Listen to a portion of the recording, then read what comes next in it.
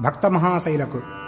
బ్రహ్మ విష్ణు మహేశ్వరులను ఏకకాలంలో పూజించి వారి యొక్క ఆశీర్వాద ఫలం వలన మనకున్నటువంటి ఈతి బాధలు, రుణబాధలు, దీర్ఘవ్యాధుల నివారణకు, మనస్సులో ఉండేటువంటి కోరికలు సకాలంలో ఫలించడానికి, కుటుంబం అన్యోన్యంగా ఉండుటకు త్రినాథుల వారి వ్రతం చెప్పబడింది.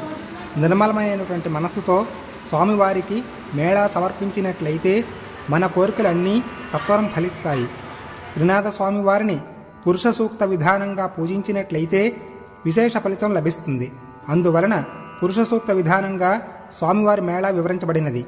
స్వామివారి మేళాకి కావలసినటువంటి పూజా సామగ్రిని దగ్గరగా ఉంచుకోండి.